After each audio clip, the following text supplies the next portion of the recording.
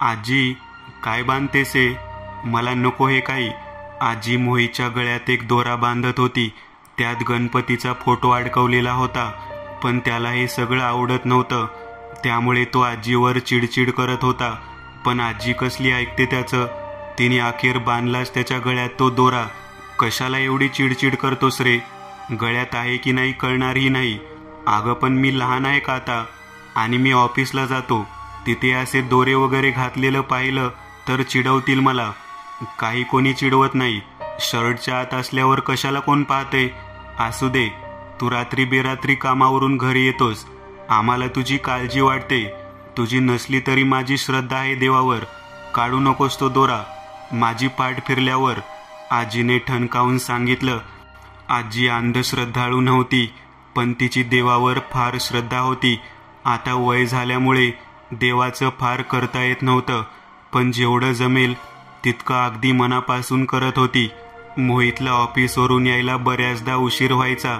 तो असा उशिरा येतो म्हणून आजीला त्याची फार काळजी वाटत राहायची. तो घरी आल्याशिवाय तिला चैन पडत नसायची. मोहितचे बाबा सरकारी कर्मचारी होते, त्यामुळे बऱ्याचदा त्यांची बदली होत असे. त्यामुळे मोहितच्या आईला त्यांच्या सोबत जावं लागे. मोहितच्या आजीला मात्र आता दगदग जमत नसे, त्यामुळे त्या त्यांच्यासोबत न जाता इकडेच राहणं पसंत करत. मोहितला देखील जॉबमुळे कुठे लांब जाता येत नसल्यामुळे तो आजीसोबत राहायचा. घरी जेवण करायला आणि इतर कामाला बाई ठेवली असल्यामुळे तशी मोहितच्या आईबाबांना इकडची काळजी नसायची. नेहमीप्रमाणे मोहित ऑफिसला जायला निघाला. आजही त्याला यायला उशीर होणार होता. आजी, निघतो मी. मला यायला उशीर होईल. तू वेळेत जेव आणि झोप. उगीच जागी राहू नकोस. माझ्यामुळे तुला उशीर होतो झोपायला. मोहितचाही आजीवर फार जीव होता. तो घरी येईपर्यंत तिने स्वतःला त्रास करत जागं राहणं त्याला आवडत नव्हतं.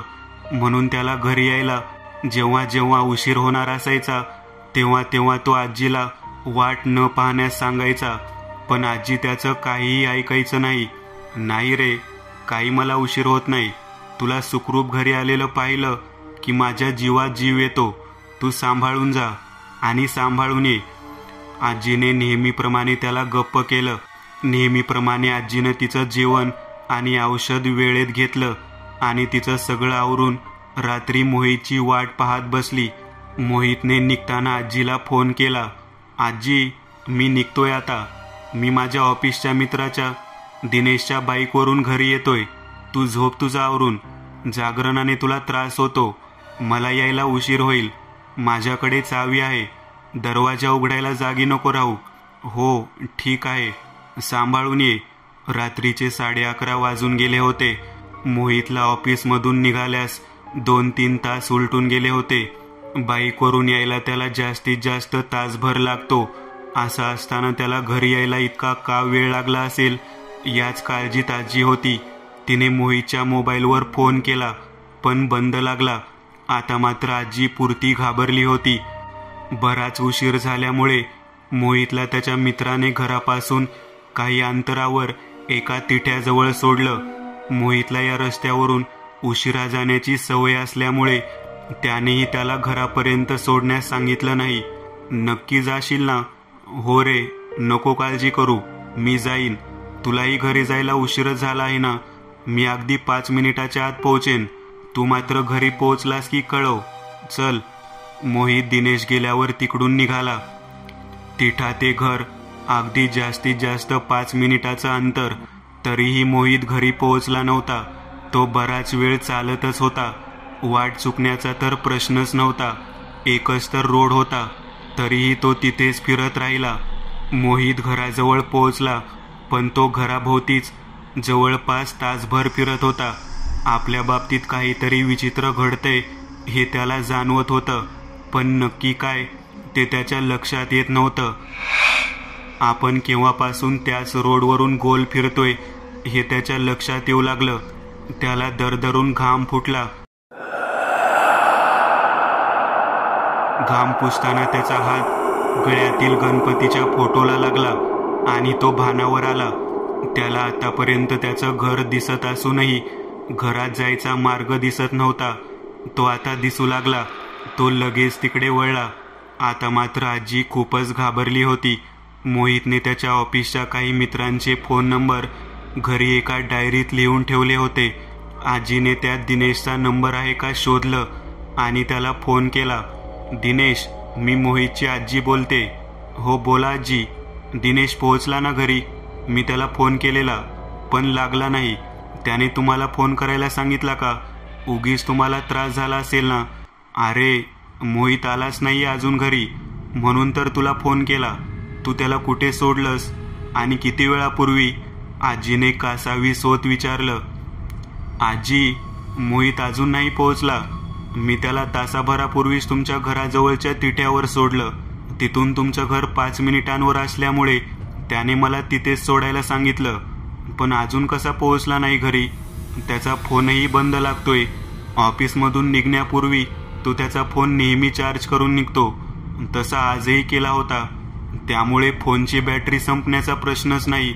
दिनेशही आता घाबरला होता. अरे देवा, कुठे गेला असेल हा? मध्यरात्र होत आली तरी हा आला कसा नाही? कुठे शोधू मी त्याला एवढ्या रात्री? आजी रडवेल्या झाल्या. आजी, तुम्ही अजिबात काळजी करू नका आणि घाबरूही नका. मी येतो तिकडे. तोपर्यंत तुम्ही घराबाहेर पडू नका. दिनेशने आजीला धीर दिला. आजीने फोन ठेवला आणि दरवाजावर जोरजोरात थाप ऐकू आली. एवढ्या रात्री दरवाजाची थाप ऐकून आजी खूपच घाबरली. दिनेशशी आताच बोलणं झाल्यामुळे तो इतक्या लवकर येणं शक्य नव्हतं. मोहितकडे चावी असल्याने तो देखील इतक्या रात्री अशी थाप मारणार नाही. काय करावं ते आजीला सुचत नव्हतं. पण आजीला त्या दरवाजाच्या थापेबरोबर आजी ही हाक अंधूक ऐकू आली. आजीने सगळा धीर एकवटून दरवाजाच्या दुर्बिणीतून बाहेर कोण आहे ते पाहिलं. तिला बाहेर मोहित खूप घाबरलेल्या अवस्थेत दिसला. आजीने लगेच दरवाजा उघडला. तसा मोहित लगेच घरात शिरला आणि त्याने जोरात दरवाजा लावून घेतला. मोहित, बाळा, काय रे ही तुझी अवस्था? आणि इतका घाबरलेला का दिसत आहेस? काय झालं? हे घे पाणी पी. शांत हो आधी. किती रे घाबरलास तू? आजी मोहितची अवस्था पाहून घाबरूनच गेली. आजीने दिलेलं पाणी मोहित गटागट प्यायला. अरे हळू पी, ठसका लागेल. बरं वाटते आता? काय झालं सांग मला. तू आला नाहीस म्हणून माझ्या जीवाला अगदी घोर लागला होता, पण तुला पाहून माझा जीव अगदी भांड्यात पडला. मोहितने त्याच्या बाबतीत काय घडलं ते आजीला सांगितलं. ते ऐकून आजी अजूनच घाबरली आणि काय समजायचं ते समजली. ती दोघं बोलत असताना दरवाजाची बेल वाजली. त्या आवाजाने मोहित अजूनच घाबरला, पण आजी पुन्हा धीर करून दरवाजा उघडायला गेली. तसं मोहितने तिला अडवलं. तो पुन्हा घाबरला आणि आजीला दरवाजा उघडू देईना. आजीने त्याला समजावलं आणि पुन्हा दरवाजाच्या दुर्बिणीतून पाहिलं तर बाहेर दिनेश उभा होता. आजीने त्याला आत घेतलं. मोहितची अवस्था पाहून दिनेशही घाबरला. आजीने त्याला सर्व प्रकार समजावून सांगितला. आपल्या आजूबाजूला जशा चांगल्या गोष्टी असतात तशा वाईट गोष्टीही असतात. तुम्ही इतक्या उशिरा आलात, त्या तिठ्यावर उतरलात. मोहित निघताना चल म्हणाला. या सगळ्या गोष्टीचा परिणाम की काय म्हणून त्याला चकवा लागला आणि तो घराजवळच गोल फिरत राहिला. पण त्याच्या नकळत त्याचा हात त्याच्या गळ्यात असलेल्या गणपतीच्या फोटोला लागला आणि तो भानावर आला. आज त्याचं नशीब चांगलं म्हणून तो किमान सुखरूप घरी आला. आजीने दोघांनाही समजावलं. आजी, आज तुझ्यामुळेच मी वाचलो. त्या दिवशी तू जबरदस्तीने माझ्या गळ्यात तो गणपतीचा फोटो असलेला दोरा बांधला नसतास तर आज काय झालं असतं माझं? मोहित रडत म्हणाला. हो आजी, बरोबर बोलताय तुम्ही. माझ्या आईनेही अगदी यासाठी माझ्याही गळ्यात दोरा बांधला होता. बघ मोहित, आणि तू म्हणत होतास मला ऑफिसमध्ये हसतील. यावर कोणी हसण्याचा प्रश्नच नाही. ही काही अंधश्रद्धा नव्हे, आपल्या रक्षणासाठीच तर केलेले आहे ना. तूच विचार कर, आज तू त्यामुळेच वाचला आहेस. दिनेश म्हणाला. बघ, त्याला समजलं, आजी म्हणाली. मित्रांनो, आज पुरतं एवढंच. तुम्हाला जर काही गोष्ट आवडली असेल तर नक्की लाईक करा. तुमच्यापैकी बरेचसे जण व्हिडिओ लाईक न करताच पळून जातात. पण हा जर व्हिडिओ तुम्ही लाईक केला तर मला जरा बरं वाटेल आणि असेच भारी भारी व्हिडिओ बनवायची माझ्यात एनर्जी येईल.